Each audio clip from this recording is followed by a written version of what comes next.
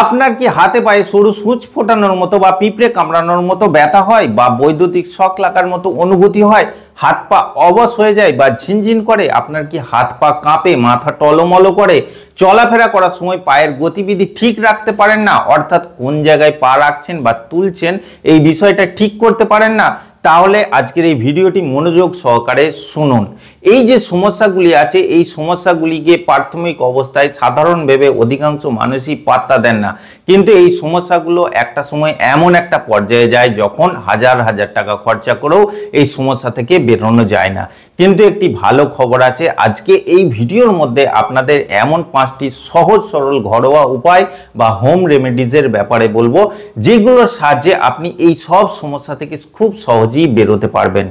Medical science এটাকে neuropathy বলছে, অর্থাৎ নার্ভের সমস্যা নামে অভিহিত করছে। এই সমস্যায় বর্তমানে লক্ষ লক্ষ মানুষ ভুগছেন। আজকে এই ভিডিওর মধ্যে আপনাদের যে সলিউশনগুলো দেবো, এইগুলো কিন্তু 100% আয়ুর্বেদিকভাবে সিদ্ধ, অর্থাৎ সায়েন্টিফিক্যালি প্রুভেন। দেখুন, আমাদের শরীরে ব্রেন বা মস্তিষ্ক থেকে কিন্তু আমাদের সেন্ট্রাল নার্ভাস সিস্টেম শুরু হচ্ছে এবং এটা আমাদের স্পাইনাল কর্ড দিয়ে গোটা শরীরে ছড়িয়ে যাচ্ছে। ঠিক যেমন পাতাহীন একটা গাছের ডালপালা হয়, সেইভাবেই কিন্তু আমাদের গোটা শরীরের মধ্যে সূক্ষ্ম সূক্ষ্ম জালিকার আকারে নার্ভাস সিস্টেম ছড়িয়ে আছে। আমাদের গোটা শরীরের যে সেন্সেশন বা অনুভূতি অর্থাৎ ফিলিংস আছে, এইগুলোকে লেনদেনের যে কাজটা আছে সেটা কিন্তু এই নার্ভাস সিস্টেম করে থাকে। কিন্তু কোনো কারণবশত যদি এই নার্ভাস সিস্টেম কমজোর হয়ে যায় বা দুর্বল হয়ে যায়, তখনই এই ঝিনঝিন ধরা, অবশ অনুভূতি, বৈদ্যুতিক শক লাগার মতো ব্যথা বা হাত পায়ের মধ্যে একটা সূচ ফোটানোর মতো ব্যথা, কাঁপুনি ভাব, মাথা ভার হয়ে যাওয়া, দুর্বল হয়ে যাওয়া, হাত পা টলমলো করা বা কাঁপা, এই সমস্যাগুলো ক্রমশ শুরু হয়ে যায় এবং একটা খারাপ পর্যায়ে চলে যায় যখন আপনি এটাকে ঠিকমতো গুরুত্ব দেন না। সব থেকে গুরুত্বপূর্ণ বিষয় হলো, যখন আপনার নার্ভ ধীরে ধীরে দুর্বল হয়ে যায়, তখন শুধু যে আপনার শরীরের যে পেরিফেরাল বা সেন্ট্রাল নার্ভাস সিস্টেম আছে তারাই দুর্বল হয় তাই না, সঙ্গে সঙ্গে কিন্তু আমাদের সিম্প্যাথেটিক এবং প্যারাসিম্প্যাথেটিক যে নার্ভাস সিস্টেম আছে, অটোনমিক যে নার্ভাস সিস্টেম আছে, তারাও ধীরে ধীরে দুর্বল হতে আরম্ভ করে। যখনই আপনি এই ধরনের নিউরোলজিক্যাল প্রবলেম বা স্নায়ুতন্ত্রের রোগের মধ্যে ভুগবেন, তখন কিন্তু আপনার শরীরের মধ্যে আস্তে আস্তে দুশ্চিন্তা, ভয়, হতাশা, টেনশন, স্ট্রেস, অ্যাংজাইটি, ডিপ্রেশন, এই সমস্যাগুলো সবই কিন্তু উড়ে এসে জুড়ে বসবে। একটি সমীক্ষায় দেখা গেছে, অধিকাংশ যে নিউরোপ্যাথির পেশেন্ট আছেন তাদের শারীরিক যে সমস্যাগুলো আছে সেইগুলো তো আছেই, যেমন ব্যথার সমস্যা, গোটা শরীরের মধ্যে আসারতা বা জড়তা, উঠে বসতে গেলে ব্যথা বোধ বা শুতে গেলেও তাদের অসুবিধা হয়, হাঁটা চলার ক্ষেত্রে ভীষণ অসুবিধা, সবসময় মাথা ভার থাকা, হাত পা কাঁপা, টলমলো করা, তারা কোনো কাজ যখন করছেন তাদের চোখের দৃষ্টিশক্তিকে ঠিক না রাখা, অর্থাৎ সেটা শার্প থাকে না, তাদের অ্যাটেনশন ফোকাস তারা ঠিক করতে পারেন না, সবসময় মনের মধ্যে একটা দুশ্চিন্তা এসে যায় বা একটা ভয় বোধ কাজ করে। এক্ষেত্রে আপনাদের একটি বিষয় বলবো, অনেকের ক্ষেত্রে দেখা যায় যে এই নার্ভের সমস্যা যখন একটা গুরুতর পর্যায়ে যায়, তখন কিন্তু আমাদের সিম্প্যাথেটিক এবং প্যারাসিম্প্যাথেটিক নার্ভাস সিস্টেম, আমাদের অটোনমিক নার্ভাস সিস্টেম এতটাই দুর্বল হয়ে যায় যে তারা অ্যাংজাইটির মধ্যে ভোগেন, তাদের বাইরে বেরোলে প্যানিক অ্যাটাক পর্যন্ত হয়ে যায়, তাদের শরীর এতটাই কমজোর থাকে এবং এতটাই দুর্বল থাকে। তাই নিউরোলজিক্যাল যে প্রবলেমগুলো আছে বা নিউরোপ্যাথির সমস্যা থাকলে এইগুলোকে কিন্তু শুরুতেই আপনাকে ট্রিট করতে হবে, এর সঠিক চিকিৎসাটা নিতে হবে।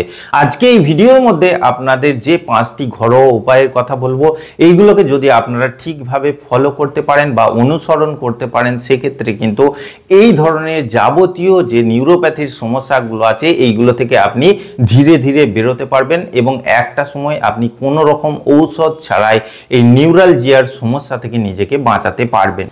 এখন আপনাদের মনের মধ্যে প্রশ্ন আসতে পারে যে এই নিউরোপ্যাথির সমস্যা বা নার্ভের সমস্যা ঠিক কি কি কারণে আমাদের মধ্যে আসে। দেখুন, একটা নির্দিষ্ট সময়ের পর, অর্থাৎ 35 থেকে 40 বছর বয়সের পরেই কিন্তু এই নিউরোপ্যাথি বা নিউরালজিয়ার সমস্যা শুরু হয়ে যেতে দেখা যায়।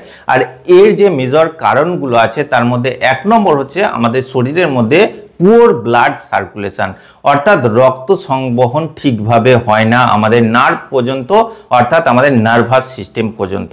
আমাদের শরীরে যে অসংখ্য শিরা উপশিরা থাকে, যেমন ধমনী থাকে যারা গোটা শরীরের রক্তকে নিয়ে যায়, আর শিরা আছে যারা আমাদের হার্ট পর্যন্ত রক্তকে আবার ফেরত নিয়ে আসে। আমাদের গোটা শরীরে কিন্তু মোটা থেকে শুরু অসংখ্য সূক্ষ্ম সূক্ষ্ম শিরা ধমনী থাকে যারা রক্ত সংবহন করে। এই রক্তের মাধ্যমে আমাদের শরীরে গোটা শরীরে অক্সিজেন, নিউট্রিশন এইগুলো কিন্তু সংবহন হয় বা পৌঁছায়। তেমনই কিন্তু আমাদের গোটা শরীরে এই নার্ভাস সিস্টেম বা স্নায়ুতন্ত্র জালিকার আকারে ছড়িয়ে আছে। এই রক্তের মাধ্যমেই কিন্তু এই নার্ভাস সিস্টেমগুলোতে পুষ্টি যায়, অর্থাৎ নিউট্রিশন যায়, আমাদের নার্ভের খাবার যায়। তাই যদি আমাদের শরীরে এই ব্লাড সার্কুলেশন দুর্বল হয়ে যায় বা পুওর হয়ে যায়, তখন কিন্তু এই নিউরোপ্যাথির সমস্যা হয়। নার্ভ দুর্বল হয়ে যায়, নার্ভের উপরে একটা স্পেশাল চাদর চড়ানো থাকে যেটাকে মায়োলিন সিট বলে। এই মায়োলিন সিট ধীরে ধীরে কিন্তু নষ্ট হয়ে যায় বা ক্ষয়প্রাপ্ত হয়ে যায়, সেই লোকেশনটাতে নার্ভ ড্যামেজ হয়ে যায়। তখন ঝিনঝিন অবশ অনুভূতি, বৈদ্যুতিক শক লাগার মতো ব্যথা বা পিন ফোটানোর মতো ব্যথা, এই সমস্যাগুলো শুরু হয়ে যায়। 2 নম্বর হচ্ছে ডায়াবেটিস। অধিকাংশ মানুষের মধ্যেই কিন্তু ডায়াবেটিসের কারণে এই নিউরোপ্যাথি বা নিউরালজিয়ার সমস্যা শুরু হয়। কারণ রক্তের মধ্যে অতিরিক্ত সুগারের মাত্রা বেড়ে গেলে রক্ত ঘন হয়ে যায়, রক্তের যে সংবহন আছে সেটা ধীর গতি হয়ে যায়, তখনই আমাদের নার্ভ পর্যন্ত সঠিক নিউট্রিশন বা পুষ্টি পৌঁছায় না। অর্থাৎ নার্ভের জন্য যে খাবার বা ভিটামিন মিনারেলগুলো দরকার সেগুলো ঠিকভাবে পৌঁছায় না, নার্ভ ধীরে ধীরে দুর্বল হয়ে যায়। বিশেষ কিছু ভিটামিনস আছে যেমন ভিটামিন B6 বা ভিটামিন B12, ভিটামিন B1, এই ভিটামিনগুলোর খুব বেশি অভাব হয়ে যায়, যে কারণে নার্ভ ধীরে ধীরে শুকোতে থাকে। এছাড়া আপনি কোনো জায়গায় একভাবে বসে কাজ করলে, ভারী কাজ দীর্ঘদিন ধরে করলে, আপনার যদি কোনো অ্যাক্সিডেন্টাল ইনজুরি হয় বা নার্ভের কম্প্রেশন হয়, এই সমস্ত ক্ষেত্রেও কিন্তু আমাদের নার্ভ অকেজো হয়ে যায় বা দুর্বল হয়ে যায় বা ড্যামেজ হয়ে যায়। আর বেশি কথা না বাড়িয়ে এবার আপনাদের আমি ডাইরেক্ট সলিউশনে যাব, অর্থাৎ কি কি হোম রেমেডিস বা ঘরোয়া উপায় আছে যেগুলোকে আপনারা নিয়মিত ফলো করলে এই সমস্যাগুলো থেকে বেরোতে পারবেন। 1 নম্বর যে হোম রেমেডিস বা প্রাকৃতিক উপায় আছে সেটি হলো টারমারিক মিল্ক, অর্থাৎ হলুদ এবং দুধের মিশ্রণ। এটা এতটাই কার্যকরী, আয়ুর্বেদাতে এটাকে টারমারিক গোল্ডেন মিল্ক বলা হয়, কারণ এটা দীর্ঘদিন ধরে আয়ুর্বেদাতে ব্যবহার করে আসা হচ্ছে আমাদের শরীরে নার্ভকে মজবুত করার জন্য বা স্ট্রং করার জন্য। হলুদের মধ্যে কারকিউমিন নামে একটি কম্পাউন্ড পাওয়া যায় যেটার প্রবল রকম অ্যান্টি ইনফ্লেমেটরি অ্যাক্টিভিটি আছে, অর্থাৎ ব্যথা বা প্রদাহ নাশক অ্যাক্টিভিটি আছে। হলুদের মধ্যে থাকা এই কারকিউমিন কিন্তু আপনার শরীরে নার্ভের মধ্যে সোয়েলিং থাকলে বা ইনফ্লামেশন থাকলে সেটাকে খুব সুন্দরভাবে কম করতে সাহায্য করে। এই হলুদ এবং দুধকে আপনারা কিভাবে প্রিপেয়ার করবেন, 1 কাপ মতো দুধ নেবেন এবং তার মধ্যে আধা চামচ মতো হলুদের গুঁড়া বা পাউডার মেশাবেন। হলুদের গুঁড়াটা যেন পিওর হয়, অর্থাৎ বাজারজাত বা প্যাকেটজাত না হয়। পিওর হলুদের গুঁড়া, অর্থাৎ কোনো রকম যেন তার মধ্যে ভেজাল না থাকে, এই ধরনের হলুদের গুঁড়া আধা চামচ মতো 1 কাপ দুধের সঙ্গে মিশিয়ে সুন্দর করে ফোটান। তারপর সেটাকে নামিয়ে নিয়ে হালকা ঠান্ডা করে তার মধ্যে কিছুটা পরিমাণ ব্ল্যাক পেপার পাউডার, অর্থাৎ গোলমরিচের গুঁড়া, কিছুটা পরিমাণ সিনামন অর্থাৎ দারুচিনি মেশাতে পারেন, মধু মেশাতে পারেন বা কিছুটা আদার রসও মেশাতে পারেন। এইভাবে মিশিয়ে রাতে একবার করে পান করে দেখুন। এইভাবে 10 থেকে 15 দিন করে দেখুন, দেখবেন আপনার নিউরোপ্যাথির সমস্যা অর্থাৎ হাতে পায়ে সূঁচ ফোটানোর মতো ব্যথা বোধ, জ্বালা পোড়া, অবশ ভাব এইগুলো ধীরে ধীরে কমে যাচ্ছে। কারণ হলুদের মধ্যে থাকা এই কারকিউমিন কম্পাউন্ডটি কিন্তু একটা পাওয়ারফুল অ্যান্টিঅক্সিডেন্টও হয়ে থাকে, যেটা আমাদের শরীরে ফ্রি রেডিক্যালসগুলোকে মেরে দেয়, যে ফ্রি রেডিক্যালসটা আমাদের নার্ভকে ধীরে ধীরে দুর্বল করতে থাকে। 2 নম্বরে আপনাদের বলবো জিঞ্জার টি, অর্থাৎ আদার চায়ের কথা।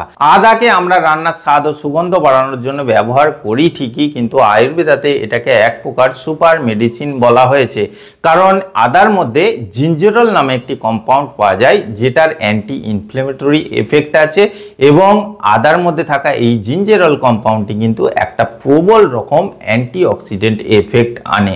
এই জিঞ্জেরল কিন্তু অ্যান্টি ইনফ্লেমেটরি এফেক্ট দেওয়ার জন্য জন্য নার্ভের যে ইনফ্লামেশন বা সোয়েলিং আছে বা ব্যথা বোধ আছে সেগুলোকে খুব সুন্দরভাবে দূর করে।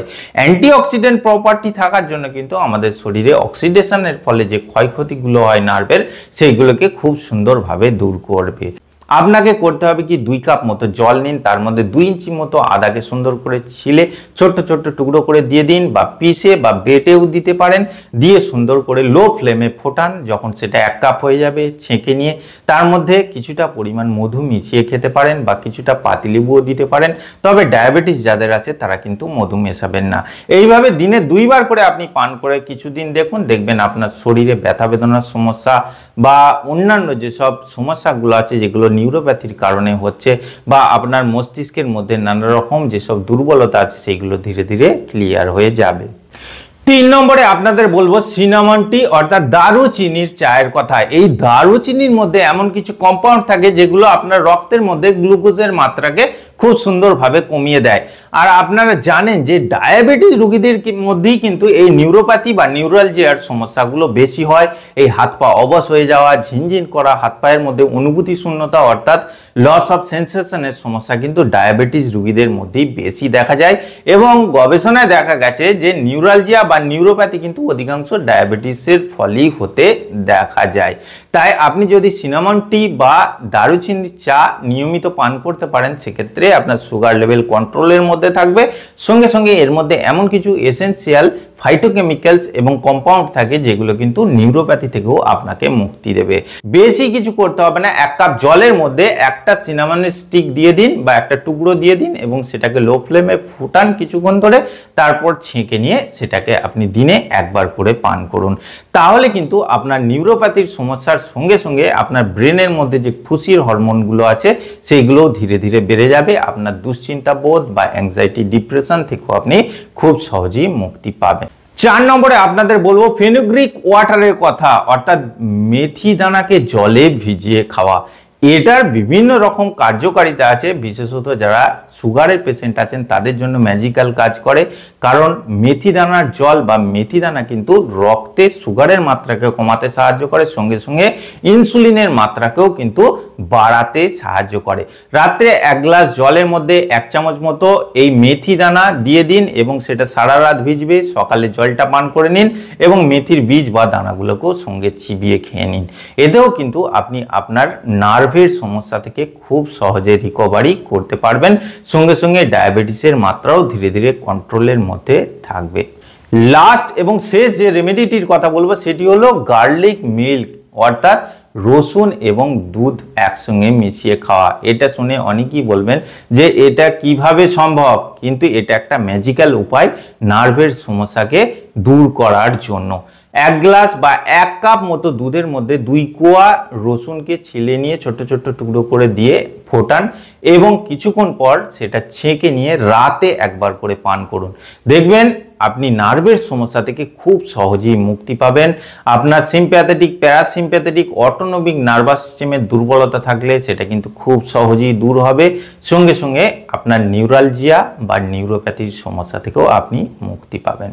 তো এই ছিল 5টি গুরুত্বপূর্ণ আয়ুর্বেদিক সলিউশন বা প্রাকৃতিক ভেষজ উপাদান সমৃদ্ধ সমাধান, যেটা আপনাকে নিউরোপ্যাথি বা নার্ভের সমস্যা থেকে ঘরোয়াভাবে ওষুধ ছাড়াই মুক্তি দিতে পারে।